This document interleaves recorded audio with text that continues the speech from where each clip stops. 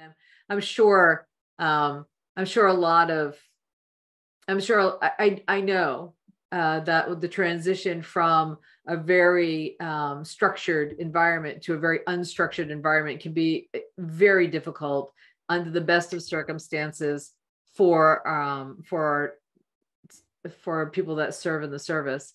But if you have on top of that some of these other things that are happening, plus you're dealing with any post-traumatic stress that you may have occurred, and now you also have these triggers that are happening to you, because you know, when you're in the service, you have some idea of a semblance of control over your environment because you know how to do things. And when you feel helpless as a soldier or a Marine or an airman or a sailor, when you suddenly are in an environment where you feel helpless, where you can't defend yourself, where nobody's hearing you speak, where it doesn't seem like there's any camaraderie, like people don't want to come together and join in one collective idea of let's make this the best we can for the children, for the families. And it doesn't feel that way. When we feel like all of that is falling out from underneath us, that's where we get into this. It sounds like that's where we get into this anxiety starts rising up, because things suddenly feel like they're just falling apart around you. And, oh, by the way, you're not seeing your kids, right? The biggest thing, the biggest word that I'll touch on there is predictability, right? Yeah. If you get into a firefight, we expect this amount of casualties based on, you know, acceptable level of risk and war and different things. Like, this is what we expect. Like, this is what it's going to be. Whereas in family court, you know, the different testimony from both civilians and military, it's a crapshoot. Throw bones against the wall and see what happens. There's variables that shouldn't exist. Sure. I was in one courtroom. Court watching is what we do, how we support each other in the different advocacy groups. And there was just one trigger for one judge that, you know, she did this thing. The mom did this thing.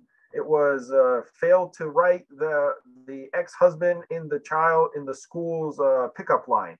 And that was it. Took custody from her, just threw the whole case. That one thing was just a trigger. There was no standardization. There was no predictability, good, bad, or indifferent. That's one thing that scares service members.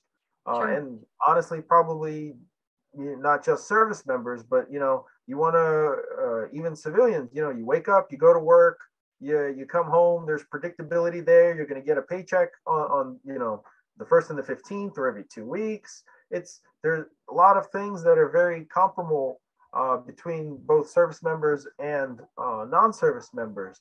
But when it comes to the courts, and there's no predictability. I don't know. And then when you get into the lawyers that muck up things as far as, oh, well, this judge, you know, likes females, this judge likes males, and then, oh, we're going to tailor our evidence to this, and we're going to show Sure. that. Sure. As opposed to, hey, we were both mom, dad before the divorce. You know, we're both mom, dad after the divorce, right? Why wouldn't 50-50 think of the child? Sure. Why wouldn't 50-50 work out? I'm not a bad person. And then you get, you know, and then you walk in there and it's the wild, wild west. I'm sure it does feel that way.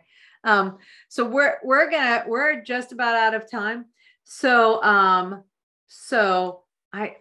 Claudia, what's the one thing you want to leave our audience with? I would like to leave the audience with that they need to be aware that this happens a lot, and we're hoping to change that. You know, after my legislation here in Texas, I've told quite a few people that I'm gonna take this to a federal level. We need to bring more awareness to this. I really want to make an impact on those issues that we mentioned, on the veteran suicide rate and the homelessness issue. And I have a lot of drive, which is really, really good, because that's what I've gotten out of all this. And I'm willing to take it that way. And I hope that others get on board, whether they're service members, veterans, or, you know, just society as a whole, till they get an understanding. I really think we can change things around if we bring more awareness to this, and you know, help each other out. Sure.